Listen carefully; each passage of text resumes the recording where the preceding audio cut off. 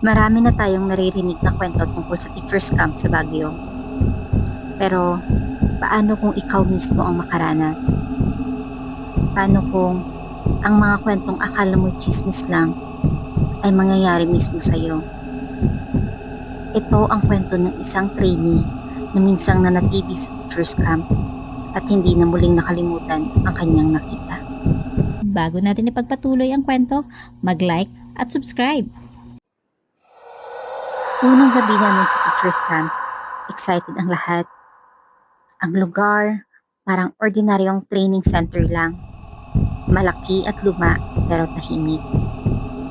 Pero pagdating ng gabi, doon na nagsimula ang kakaibang karanasan namin.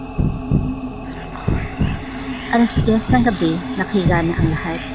Tahimik na, hanggang sa marinig ko ang mahihinang yapak sa pasilyo.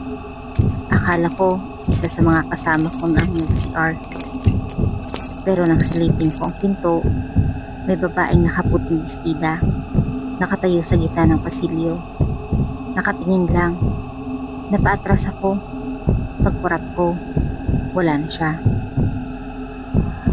Pagbalik ko sa higaan, pilit kong pinapakalma ang sarili ko. Pero alas 12, nagising ako ulit.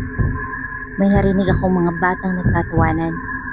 Para bang may naglalaro sa kwarto sa tapat namin.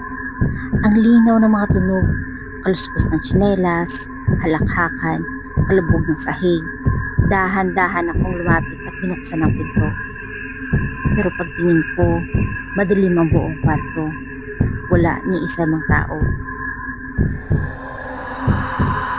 Pinilit ko matulog ng gabing yon. Kinabukasan, may coach akong nakakwentuhan. Sabi niya, normal na daw yun.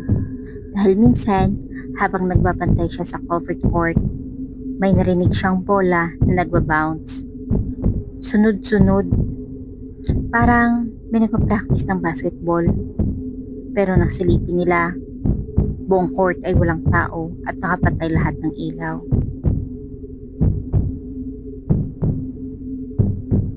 Ngunit, ang pinaka hindi ko makakalimutan ay nang huling gabi namin. Pabalik na ako mula sa CR. Madilim ang paligid. Sa gilid ng aking paningin, may nakita akong lalaking nakaitim. Nakatalikod. Mabagal siyang naglalakad. Akala ko isa sa mga guro.